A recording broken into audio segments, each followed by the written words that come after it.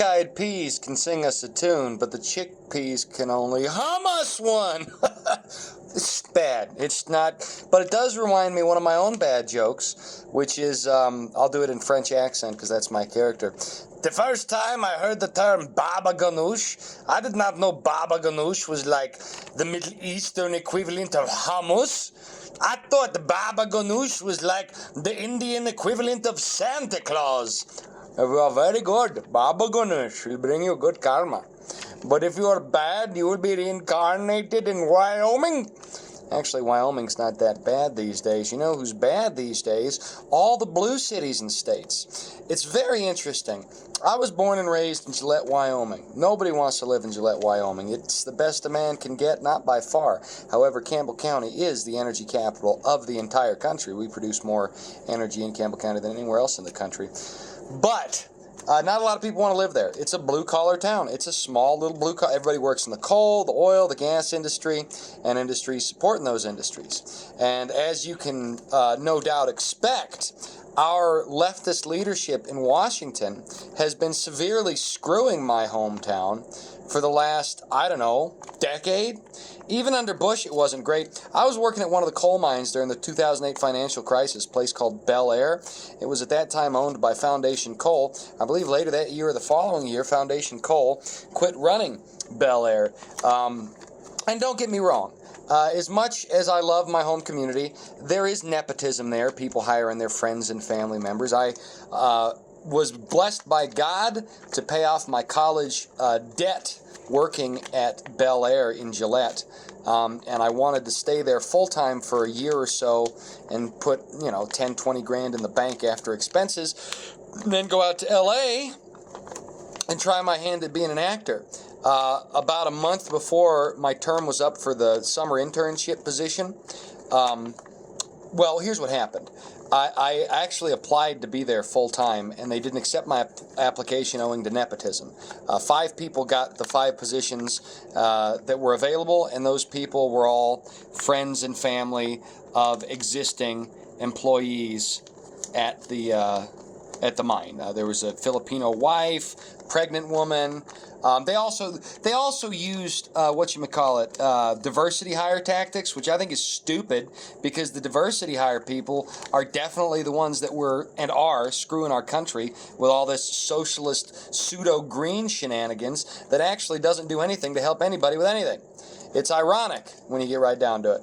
Oh gosh, maybe I could make a B-wing. Nah, I don't want to make a B-wing. Do I? I don't know. Anyway, I didn't get the job full-time, even though I had been there all summer and I worked in coal and dirt, which is overburden removal. Overburden is what they call the dirt on top of the coal. They didn't get me there full-time. That's probably a good thing because they ultimately ended up imploding. But I didn't get the job, so I had a decision. I said, all right, God, I didn't get the job. Heads, I go down to Colorado. Tails, I stay here and find a different mine because, I was already in with them, so I could have found a job at another mine somewhere and then save money and go out to L.A. and be an actor. Well, thank God he gave me a tails on that flip, or a heads, I don't remember. This was back in 2008. Because if I'd have gone out to L.A., you know what would have happened?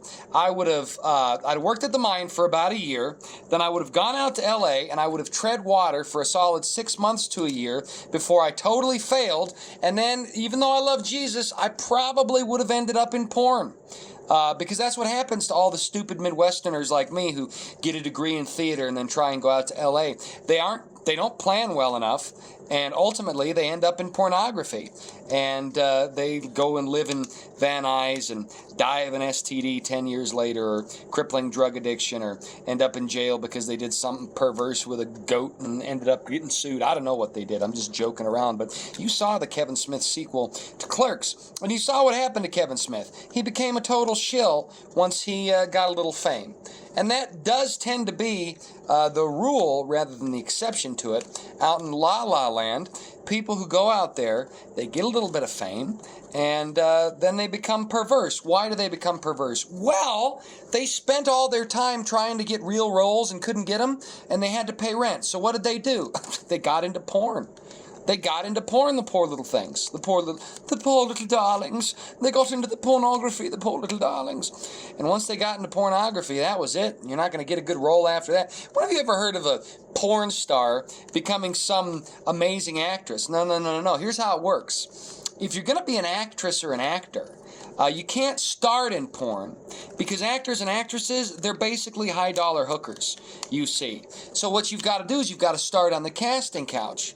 And what happens is a lot of these actors and actresses don't realize that. So they go out to L.A. bright-eyed and bushy-tailed, hoping their talent and political affiliation will be all they need to find a great career out in the leftist West. Here's what happens. They get out there, and then the Harvey Weinsteins are like, hey, you want to be in this role? Well, you got to butter my biscuit, baby. And they're like, ew, that's disgusting. I have self-respect. I'm a feminist. And they don't do it. And then what does Harvey Weinstein do? He says, hey, you know Jenny from Iowa? Hey, guess what? Blacklist her. She wouldn't do the couch casting duties. Now we can't determine her vulnerability on screen for this smutty Miramax scene. So now she can't get booked in anything but commercials. She only gets one commercial a year. It barely pays enough to keep food on the table. So she starts going on dates with guys in order to get fed. And she'll date 5 or 6 guys a week just to get meals, you know, because you're only getting one meal a day and you can really only pull that, it is a scam, you can only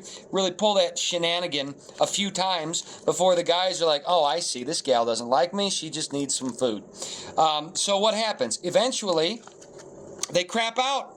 Okay, you see it in Vegas all the time.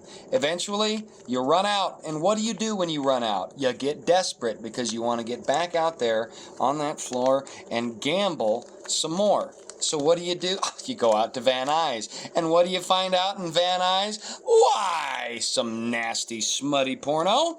And now your daddy issues have gone to the big screen, but not in the way you intended. And that's basically, in a nutshell, how LA works. It is just a vampire factory. Basically, the old live off the young, the idealism and stupidity of the young out there. And they perpetuate themselves that way. And then the poor, young, dumb people who went out there all bright-eyed and bushy-tailed, they get sucked into that. And now their livelihood depends on that perversity. So what happens? Well, of course, they embrace it. They think, hey, you know what? This is what I meant to do anyway. And once they've embraced it, what happens? Well, ladies and gentlemen, all bets are off, and now they are stuck. They are stuck like a buck on a duck. And there's another word that rhymes that'll probably mess with my monetization. But that's an irony too, isn't it? Because if you look on Twitter and YouTube and Facebook, there sure does seem to be a lot of nasty, fleshy, pornographic shenanigans, doesn't there? Meanwhile, guys like me who love Jesus and tell the truth, what happens to us? Why, we get strikes, we get demonetized. If it's bad, and you can imagine it, it's going to happen to somebody like me, not because I'm making the world a worse place, not because I'm actually abusing women, because I'm actually trying to stop it. Ironically, the worst abusers of women are the ones that pretend to stand up to them, for them. You know, like Harvey Weinstein, my bad, one of those Steens. And that's not a Jewish thing, that's a Hollywood thing, because the Jewish people don't like that crap either. But Hollywood loves it. And why does Hollywood love it? Hollywood loves it because Hollywood is wicked. Anyway, they're a bunch of bug-eyed space aliens. We'll get into Nephilim some other time, but I did want to make a spaceship. This reminds me a little bit of the one out of Flight of the Navigator, but it's not that one. You know what it is? It's not Flight of the Navigator. It's Independence Day. Welcome to Earth.